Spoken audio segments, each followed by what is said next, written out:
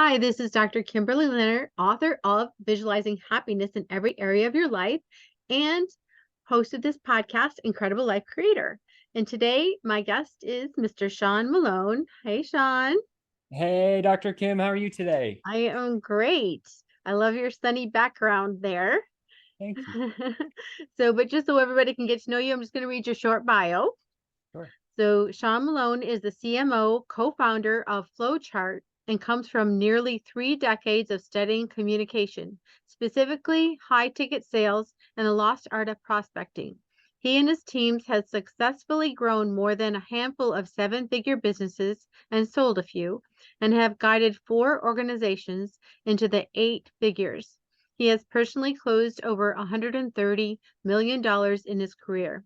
He stays relentlessly focused on solving the revenue problem for business owners so they can experience the growth and success they deserve. He is a loving hubby, cat dad, disc golfer, and sell by chat expert. Well, thank you so much for being here today, Sean. Nailed it. Thank you. I'm so grateful to be here, Dr. Kim. I think the work you do is inspiring, and I'm grateful for the opportunity to chat with you today. Hopefully, we can share some useful information with everybody. Yes, that'd be great. So why don't you start out by just telling us your story, how you started out? Yeah, I could start. I think I'll start just kind of like when I came out of college. So, like when I came out of college, like most people, right? I'm 42 now, so probably can relate with a lot of people that are listening to this. When I came out of college, I really had only kind of one question on my mind. How do you make a boatload of money? That's what I wanted to do, right? Like, cause I was like, I think like money would solve all the, like money doesn't buy you happiness, or yeah, money doesn't buy you happiness, but it solves a lot of problems, is what I'll say. Like going back to your book, I think what you do and the work you do is valuable because visualization is really important. And, that's been a big part of my life and journey as well. But when I came out of college, I had this question, like, how do I make a boatload of cash? And so at the time, I didn't know too many people, but I'd seen my parents, and my parents had this little cookware import export business, and they just kind of gotten into Amazon sales and doing some other things. And I went to my dad because they were doing, about $2-3 million a year in revenue. And I said, hey, how do I make a boatload of cash? Mhm. And he says to me, oh, I'm so glad you asked me this question. You have a choice. And I was so excited because it's easy to choose when you have a choice. Mhm. So he goes, are you a CEO? And I'm 21 at the time. And I'm like, CEO? I didn't even know what those meant. Uh-huh. And I go, well, Dad, I'm not sure what CEO stands for. So I don't think that's me. And he's like, okay. Well, let's move on to the next one. Are you an entertainer? I thought for a minute, and I had played baseball in college, and I had done some other things, full ride, and got drafted and all this other stuff. And I was like, am I an entertainer? Well, I'm an athlete. I'd call myself an athlete, but I don't sing or dance. So no, I'm not an entertainer. And he goes, okay, no problem. We'll throw that one out too. Let's go to choice number three. Choice number three, Sean, you better go learn sales. It's like, okay. Mhm. So by process of elimination, I was like, let's go learn sales. And so I looked around and I tried to find a selling job. And I found this job selling for a manufacturer's rep organization. These are the people that would sell commodities, stuff that everybody needs and nobody cares about. Mhm. So, example, if you look around your house, you see like the window frames used to be made out of aluminum, or now they might be made out of vinyl plastic. And so I would sell like the frames of the windows to the manufacturers who'd put them together. Like that was the stuff. So big truckloads of commodity goods going to manufacturers is what I sold. And I sucked. I was so bad. Like when I first started, here's what happened, Dr. Kim. I walked into my office and my boss was named Tim, and he says, Tim, here, or he says, Sean, here's this book. I'm like, what's this book? He's like, it's a list of all these manufacturers you need to go sell to. And I was like, sweet. I can just, this is the list. It's great. I got one. So fast forward, I was like, I'll go make some calls today. So I ended up making like 20 calls my first day. I was so bad at calls, right? 20 calls, tried to set an appointment, didn't even set an appointment. Came back the next day. I was a little bit upset. I was like, I'm going to do double that and see what happens. So I did 40 calls the next day, struck out. I was like, I'll come back the next day. Let's make 80 calls today. Struck out, not even an appointment, right? So now I've made like 150, 180 calls, and I'm like, still haven't done it yet. Like, I'm really frustrated, but I'm not giving up. Like, I don't give up, right? For the next 6 weeks, I decided I was going to make 80 cold calls a day. So almost 2,500 cold calls is my total.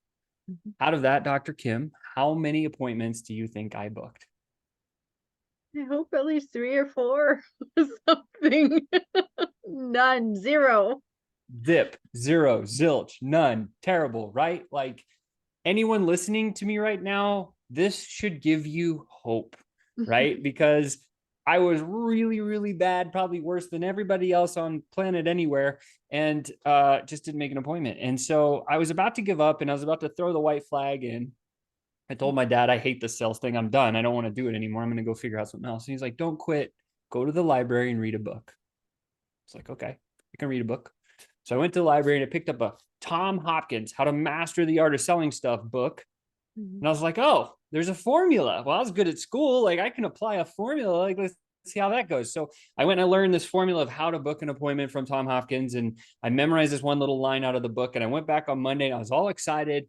And I got on the phone and I started talking and I was trying to follow this little formula. And I got to the place where I was supposed to deliver that little line. And of course, I messed up the first 2 times. Like that didn't work out. So those calls, whatever, pass on. The third call, though, I made it and I was about to say that line. And all of a sudden, I felt the hair stand up on the back of my neck. The sweat beads started coming down my face. And I'm like, blah, blah, blah, and I messed up the line, but I got it out. And the guy on the other side was like, okay, I know what you're doing, man. Just come over. I need some stuff that you have. Let's talk about it. Uh-huh. And I was so excited because it's like now I've made 2,500 calls and I finally booked my first appointment. I was trying to hold my emotions back on the phone. I'm like, okay, sounds good. Like hang up. And I started jumping around my office. I was so excited afterwards.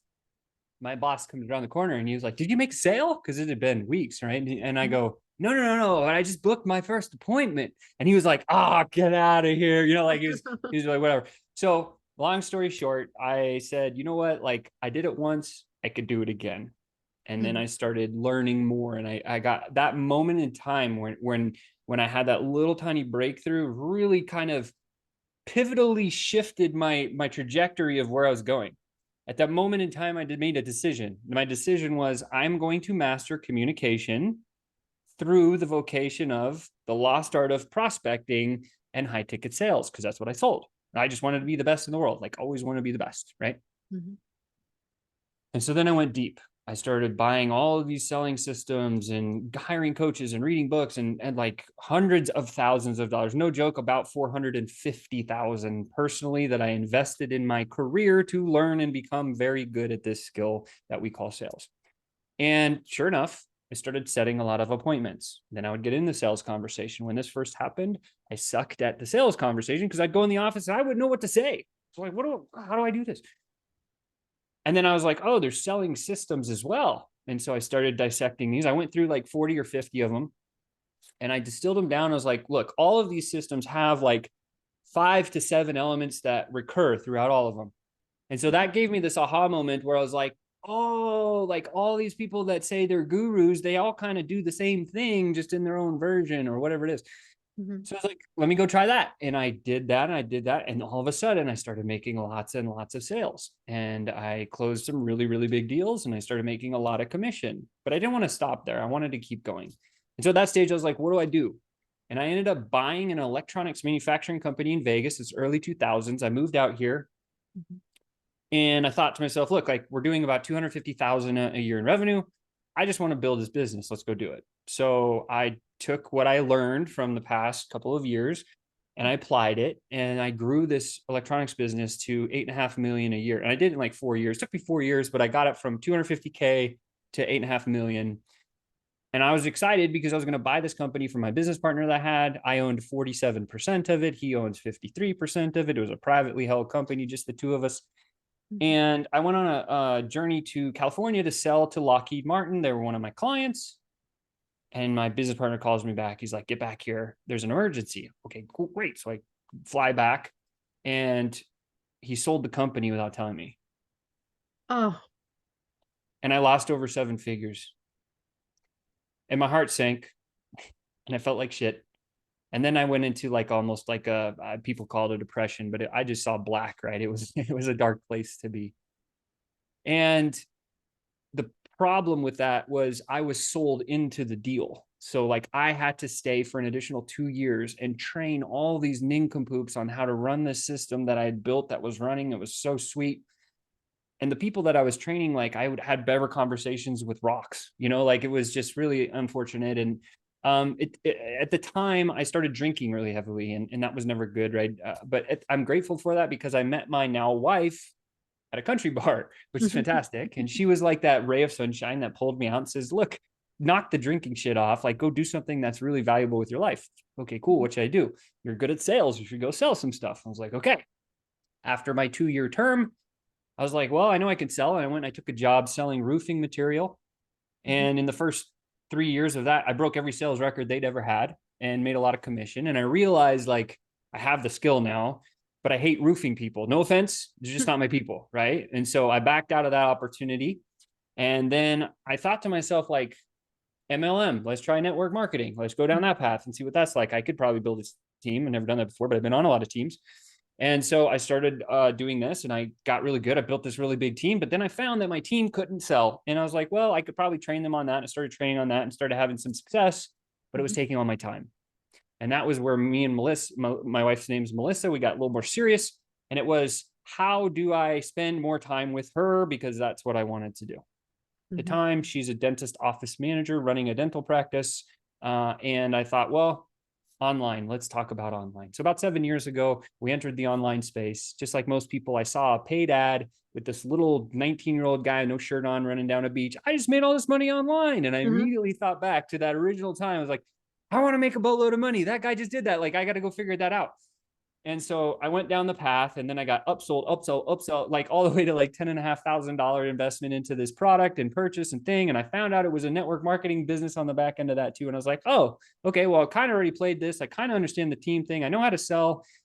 If this little marketing thing can bring eyeballs my way, I'm sure I can convert them. And that's when kind of all the parts kind of went together. And we ended up growing a very, very big network marketing organization. And what happened was all the people that joined, they said, your software sucks. And I was like, well, it's not our software. It's this little guy that was running down the beach with his shirt off. And they said, we don't care, Sean, go fix it. So then here I am with my wife and my business partner now, Chris. We're like, okay, we're going to build a software company. We've never done that before. Of course, we went down the path and we built a software company. It cost us $1 million in our first year, like so expensive and so many learning lessons, right? And that's when I burned out. That's when I found myself trying to run this network marketing business where I had 2,500 people that were just barking at us all day. I was running 2 live webinars a week. I was putting the reps in. I was taking like between 10 and 15 sales calls per day and still managing everything and trying to have a family life. Well, meanwhile, I could do this from anywhere, right? I was traveling, but the problem, and I was spending time with Melissa, but she was on the other side of the computer screen, which is not the coolest thing. And that's when I burned out, and I burned out really bad. And I remember we were part of the inner circle at ClickFunnels. Russell Brunson's dear friend of mine, coach of mine, had been in his inner circle for 5.5, 6 years now. And we were driving to one of his masterminds. And I remember as we from Las Vegas, you got to drive up into Idaho because that's where we're going. And there's always this big tree. And I remember this tree all the time. And like, we're coming up to this tree. And I thought, you know what? I'm done. I'm just going to drive into the tree and kill myself. Like real talk, like worst place that anyone should ever be. But I didn't because my wife was in the car. So again, second time she kind of saved my life. And I pulled off and I was bawling and I was in a really bad place, and gets me every time. So we're having this chat and I was just like, I can't do it anymore. And she's like, yeah, I can't do it anymore either. So we went, and Russell says to us after I did this full presentation about like how we had gotten to where we got, all the numbers, and they're big numbers. I mean, we did like a launch and did like $250,000 in an hour, like huge, like numbers that people are like, yeah, right. That's crazy numbers. I'm telling you that you're listening to this right now. It is possible to do anything that you want to do. Just remember to have parameters and restrictions, because I didn't have those, and it cost me almost my life. So at the end of this presentation, Russell says, you know what, Sean, kill your baby, sell the software company. It's ruining your soul. You're a better person than this. And it's really, really difficult to turn a business that's doing multiple 7 figures a year, turn it off. It's very difficult to be able to do that, because you're like, well, this is just paying me. It's nice. But it wasn't, right? Because what really counts is lifestyle and building. And that's when I realized that we should build businesses to serve our lifestyle. We shouldn't have to live to work in a business as a slave. Mhm. So that was a big lesson that I learned that during that phase. And then it took us a year and we sold the software company. Thank goodness. That was fun little exit. And after that, we're like, what should we do? And my business partner, Chris, and I looked at each other. We're like, well, we're really good at sales. We could sell just about anything. And so we asked one of our other coaches, and he said, well, all these online entrepreneurs need a little bit of help in sales. You should help them. I was like, okay, let's go ask. And so we asked like 40 or 50 people. So we had 40 or 50 calls with people that we would love to work with. Like that was the parameter. And by the end of that, we found out two things. Number one, they all didn't want to have to sell. Okay. And number two, there was 5 of them that said, we're not getting off the phone until we put a deal together. So for those of you guys that are listening to me right now, if you're thinking about a new idea or a new business or trying to build something for yourself and you don't have the clients yet, do the activity. Call those clients and do marketing research. Hey, I'm thinking about doing this business. Is this something you might struggle with?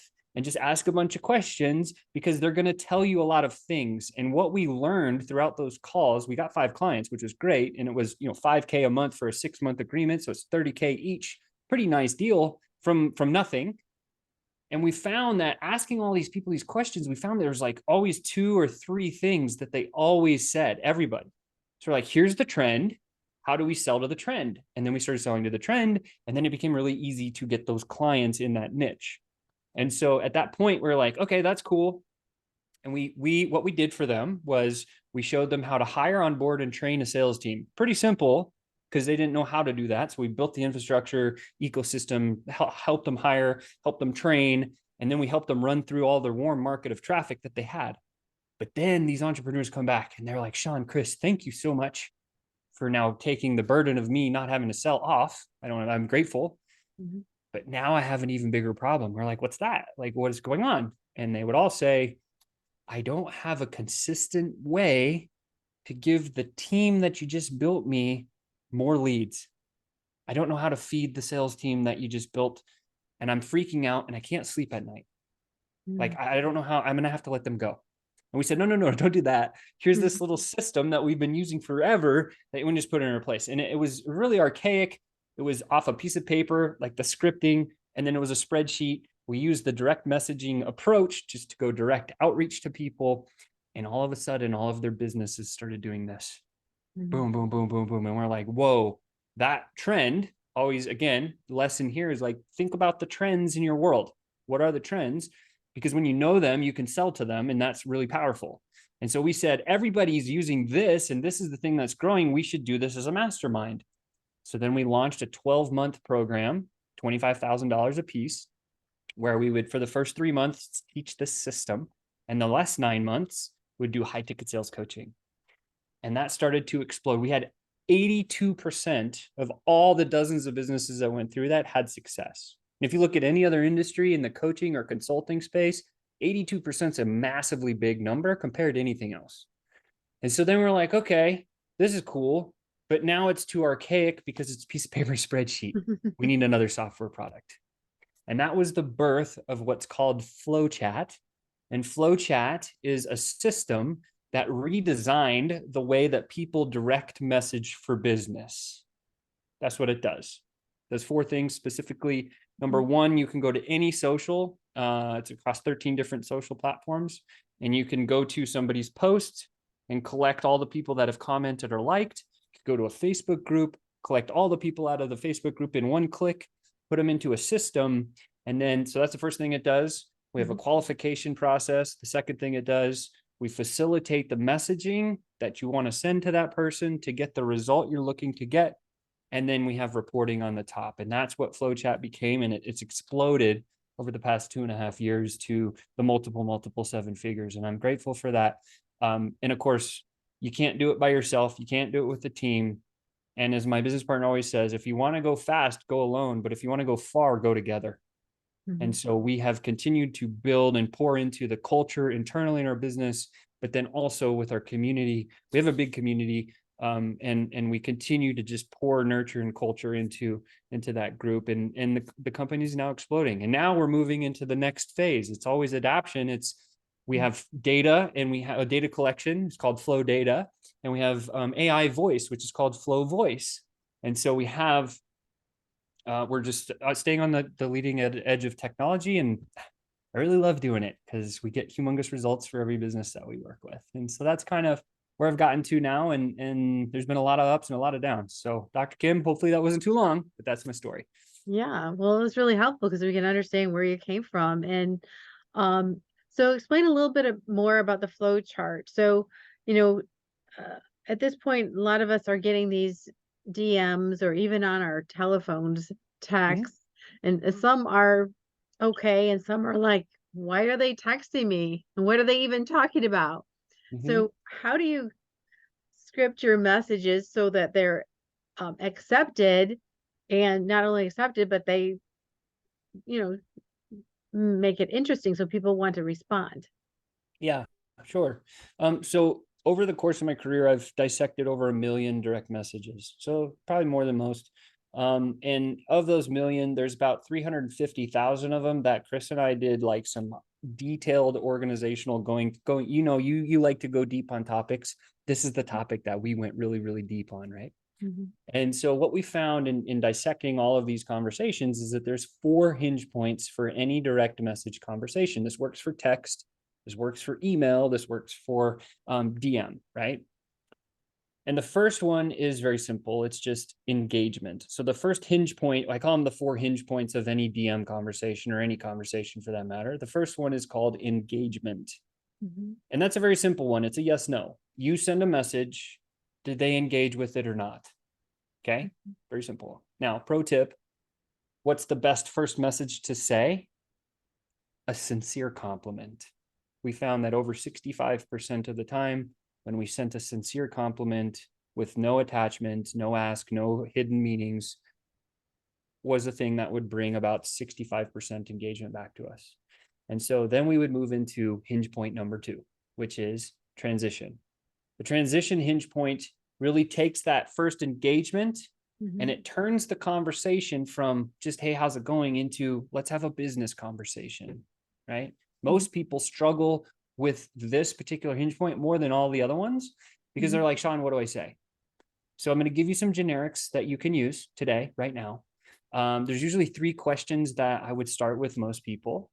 And when you get into the conversation with somebody, you get engagement. And the first thing we're going to ask them is, I love what you're doing. Okay. A little bit of a softening compliment again. I love what you're doing. Would be really interested to know where you're trying to take the product or service that you're building. Where are you trying to take your business? What's the next step evolution for you? So we Mhm. want them to dream a little bit. And Mhm. then what these people will do is say, oh, well, I'm trying to get here and here and here. And then you agree with them. Oh, that's an awesome goal. What have you tried to do to get there? Mhm. Right. And so now we've taken them out of this. It's not about me anymore. It's about you, right? Because everyone likes to talk about themselves. And they Mhm. say, well, I've tried this. I'm working on this right now. And they tell you all that stuff. Fantastic. You Mhm. say, great, man. It sounds like you're crushing it. Just out of curiosity, what's the biggest speed bump that you feel like is holding you back?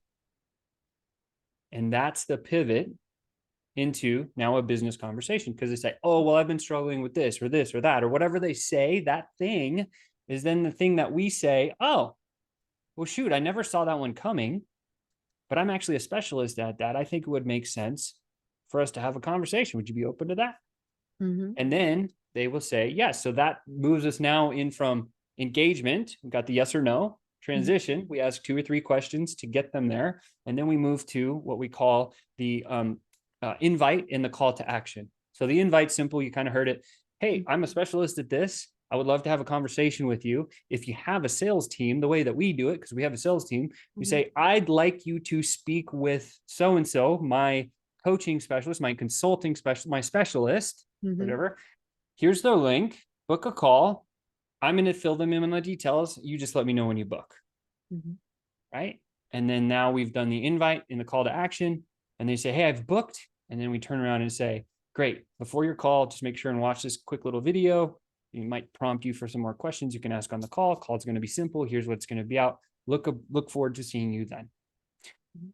That flow works universally if you're trying to book calls, or if you're trying to get people to a website, if you're trying to fill a challenge, if you're trying to do virtual events, if you're trying to do pretty much anything, right? Sell books, whatever, right?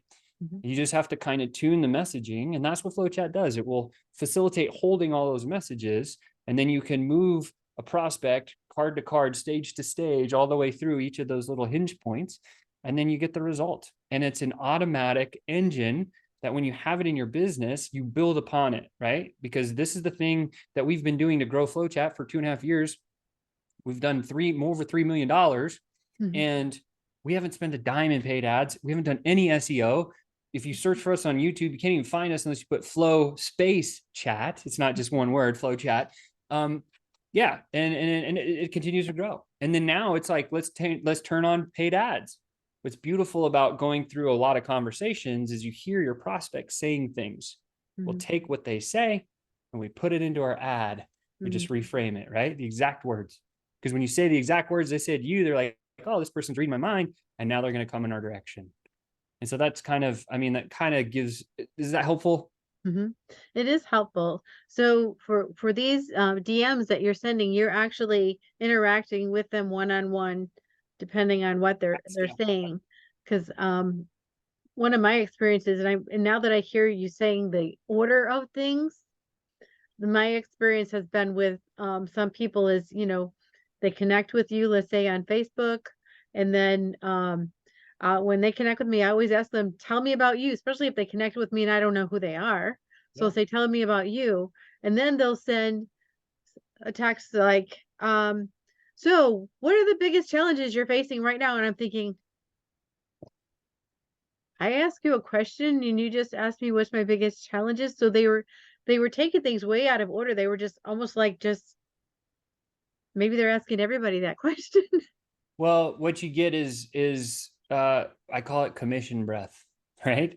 It's that person that wants to force something down your throat and get you to buy right now because they get paid on commission or they get paid, when they make a sale. So, like there's more bad than there is good to that. I would say the good to that is that they're doing the activity. The bad to that is they suck at it, right? So, I mean, real talk, right? So, the thing that I would say there is that it makes it really easy for you to stand out in DMs, messaging, SMS when you're good at it Mhm. because it's refreshing and it's a conversation that's light and airy. It's not heavy. You're not feeling like someone's breathing down your throat. And I personally hate the people that send a first message that say, this is me. This is what I do. Buy my stuff. Uh-huh. Here's the link. Right. Yes, Uh, I hate that too. yeah, I hate it. I hate it. I hate it. But that's what makes it so easy to do it well. Right. There's so many people that do it poorly that Mhm. if you just take a little bit more time, yes, it's an investment of time and energy and money and team and probably system too. But when you do that, the business explodes. Mhm. Well, yeah, because you personalized it, and these days everybody wants custom. They want it customized to them, and they want to know that you actually care about them or their business or whatever it is you're talking about, and that you're not just spamming them. Yeah, I just did it's so funny you say that. I just did a training today, this morning, to our tribe, our community, and I covered the 6 meta biases and how you use them in DMs. Because I'm like you're an expert doctor in optometry and all the other things that you do. I geek out on NLP and psychology and persuasion and negotiations and the primal brain meets rational brain and how that all fits together. Like I could talk for hours on that stuff because that's what I geek out on. Mhm. And it was interesting because what you said, like personalization, is really that's the second meta bias. The first one's visual. Like if you can use words that evoke visual representations in people's minds, you're using the first meta bias. Second one's personal. Third one is tangible. Got to make it so they can feel or touch it. Next one is memorable. You got to make it memorable.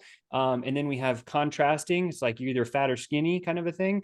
And then lastly is just use emotional words. Emotional trigger words is what I call them. And when you have them kind of in that order, you'll get somebody to become persuaded to come in your direction. And again, one thing I always say is always for good, never for evil.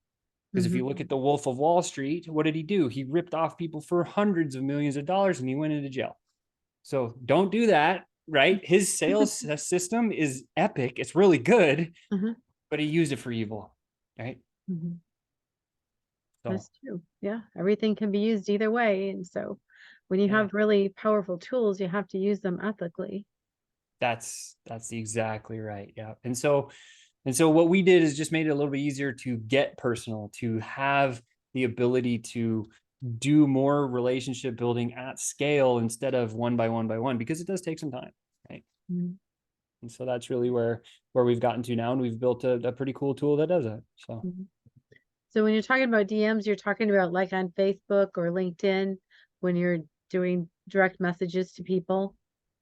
yeah, so it will cover personal one-to-one direct messages. So it works on Facebook, LinkedIn, Instagram, TikTok, Pinterest, Slack, Discord, WhatsApp. I don't know. There's like 13 of them. So it's all of them, right? X, Mhm. Twitter is working on there.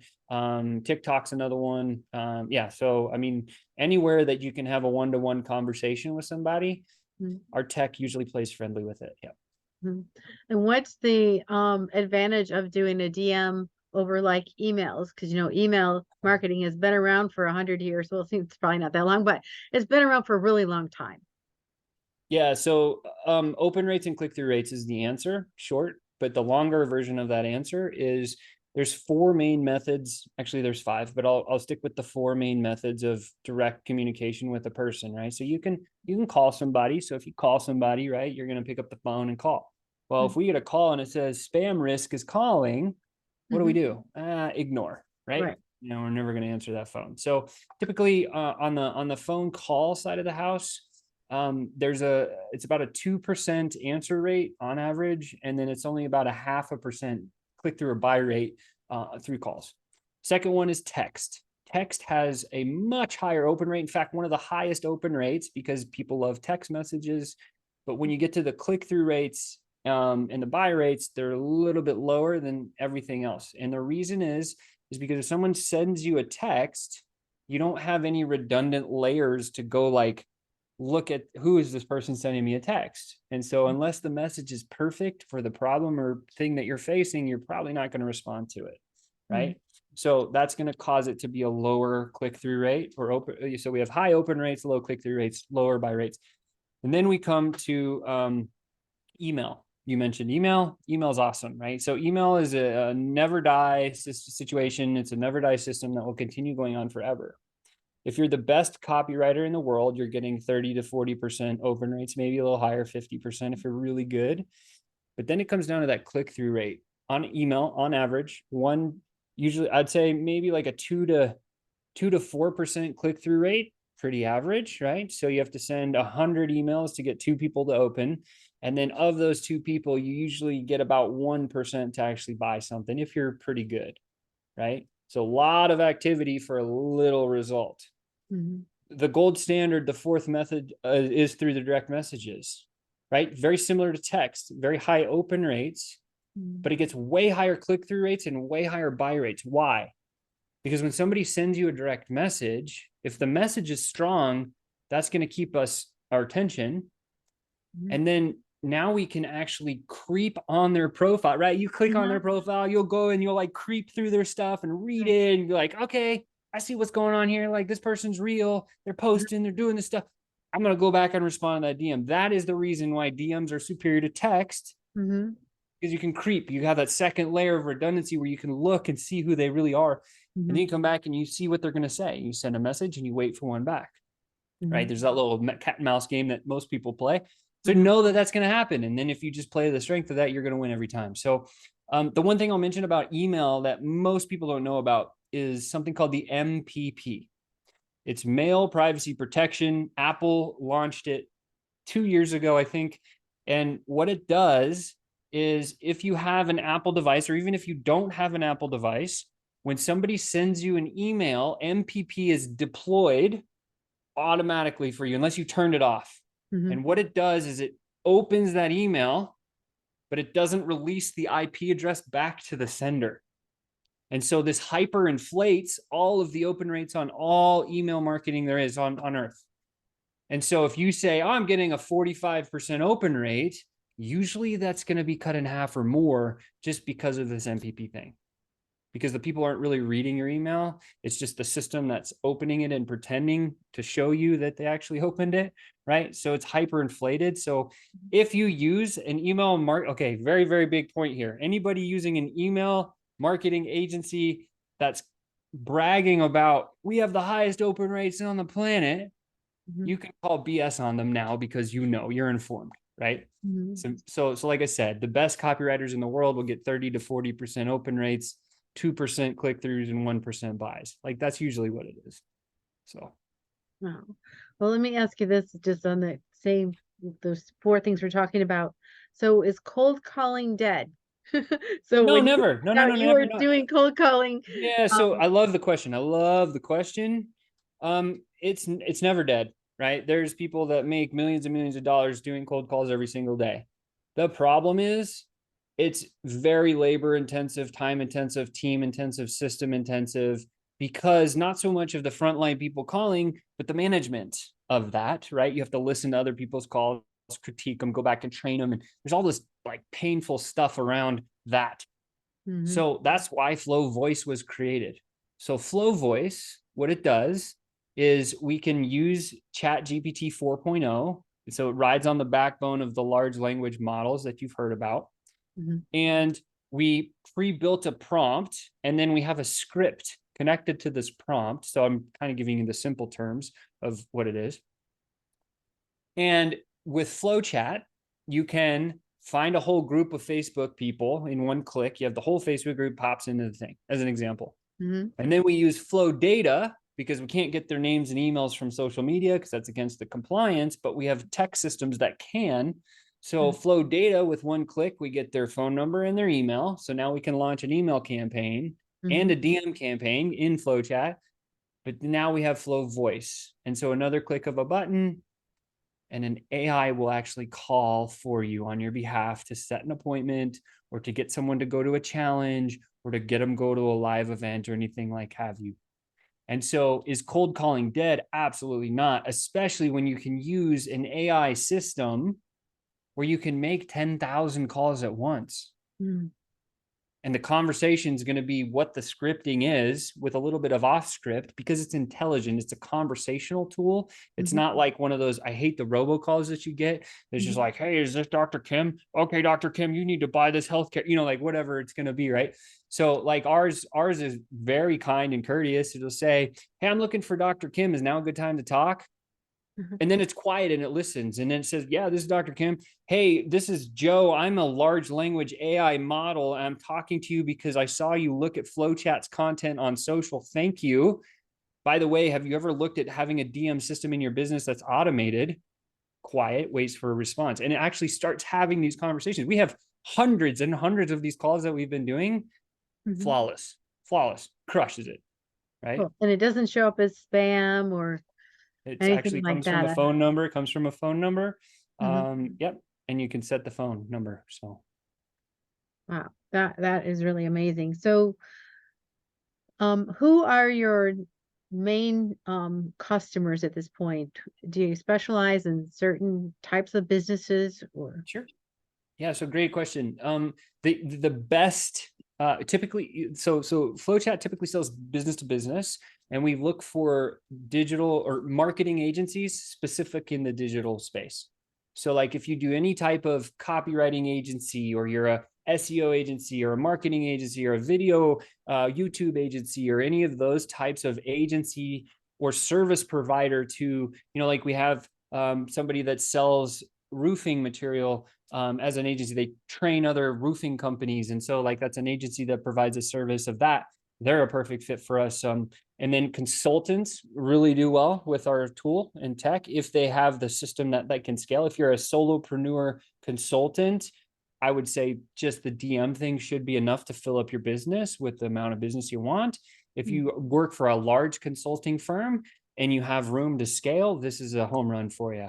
And then we obviously do really well with coaches that they're pretty drawn to it. But I would say those are the kind of the big markets. So it's like the digital marketing agencies, consultants, secondary, coaches, third. It's really kind of the space that we play in for most of the time. Cool. Is there any questions that I haven't asked about flow chart that I should have? Because it's all very new to me and probably new to a lot of people. And we hear of AI and people have all sorts of ideas about it. Hmm. So, is there any things that we didn't cover that you think, oh, people should know this about it? Um, Good question. I think you just have to take a look at yourself and say, is direct messaging something that I use in my business? And if it is, regardless of whether or not you have FlowChat, systemize it, right? Mhm, Because if you want to grow your business, you need a system, and then you need a team to run the system so you can back yourself out of the day to day and get into this place called the owner's box. mhm, Because I don't think most business owners or most people climbing into business for the first time ever give the thought of, where should I be in my own business? Most people just start and say, I'm going to wear all the hats and I'm the one that can do it the best out of everybody. And then they just get in and they start grinding mhm, and then they burn out. And I've mhm, been down the burnout path and it sucks.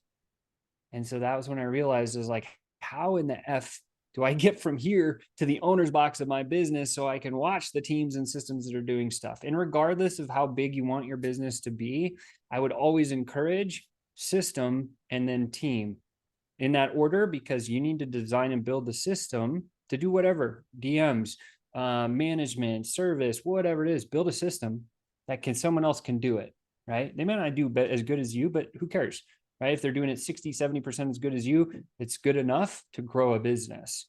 And so then you want to get to the owner's box so you can actually have the free time. And I don't know if your audience is like business owners or aspiring business owners or going in that direction, whatever they are, but it's like, just know that the entrepreneurship, here's what I'll say entrepreneurship is a lonely place unless you have a good support team around you.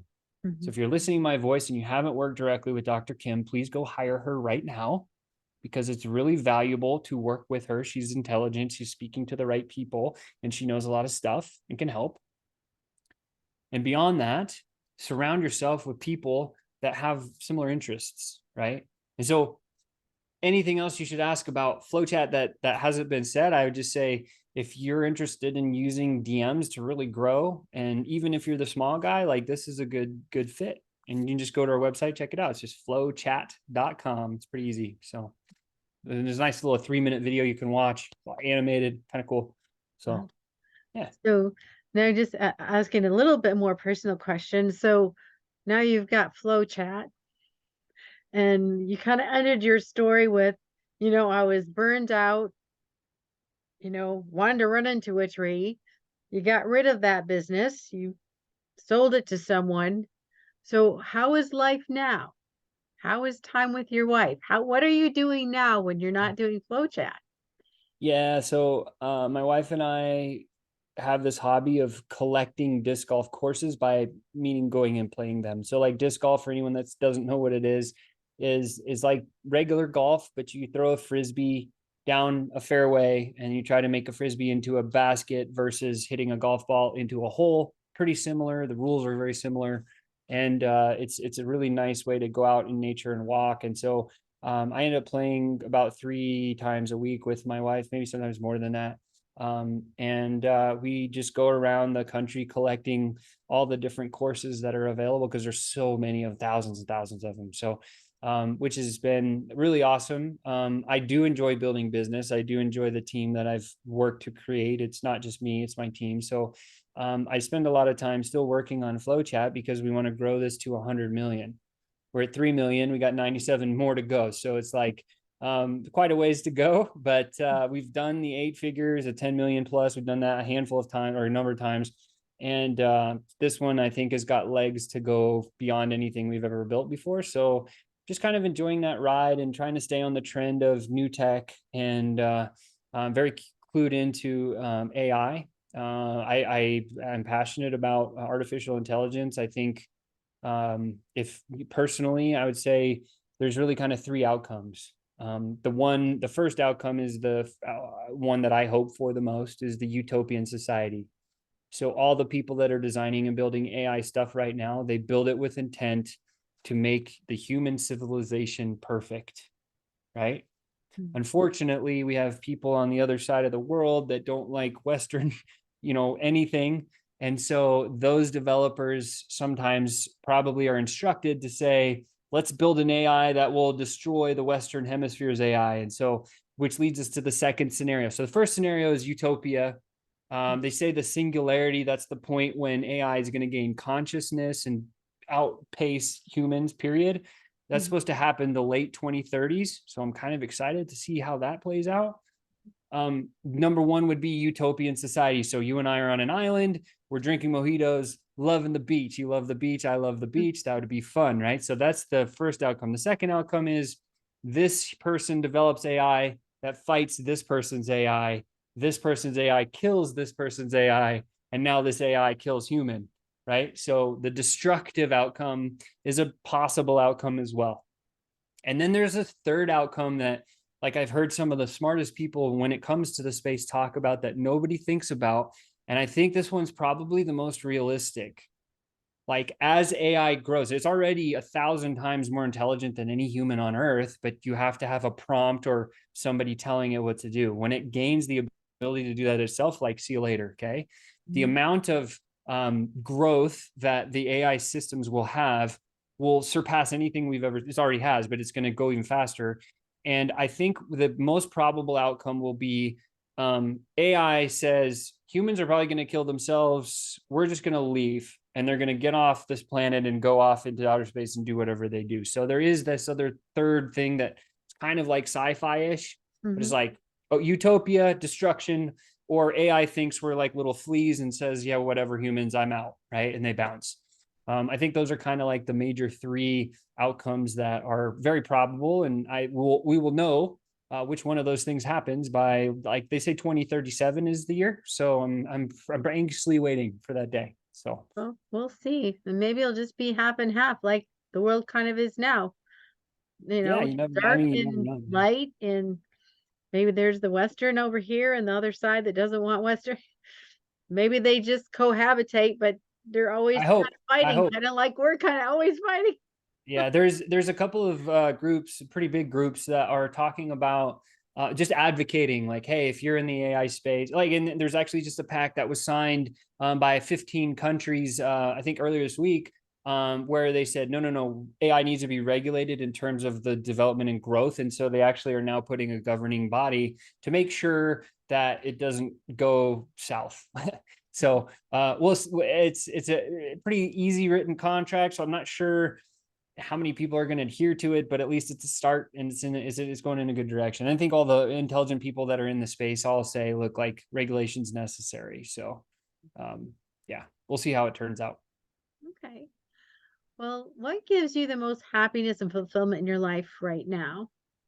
Yeah, I would say actually getting exercise, spending time with my wife is number one. I have two giant Maine Coon cats.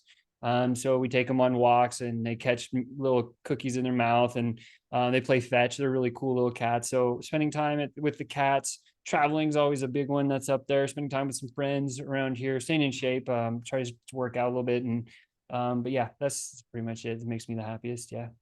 So. Awesome. Well, thank you so much for being on the podcast today and for sharing all your knowledge. And a lot of it was new to me, so I'm sure a lot of it's going to be new to other people, like very eye-opening about, oh, this is how you could do this. This is a way to do this and still stay personal and customize and, actually help people.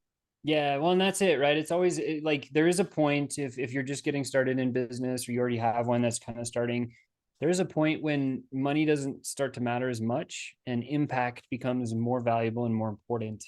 I think you've hit that spot. I know I've hit that spot, and I feel like um, that should give hope to anyone that's listening. If you are going down the path, don't stop. Know that there are people around that can help and support. You just got to reach your hand out and pull yourself onto the next level. And that's it, right? When you do that, visualize your happiness, get there, because you can do it, right? Exactly. Yes. So, one last question before we finish. What is your best advice on living an incredible, amazing life? So, could talk like another hour on that one.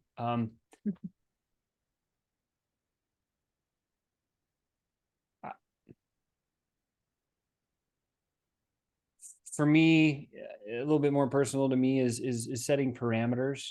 and really focusing on the things that value, or that, like I remember when I first started working with one of my other coaches, Alex Sharfin. If shout out to him if he ever hears this, I love him. He helped save my life along with Russell Brunson and my wife and my business partner Chris.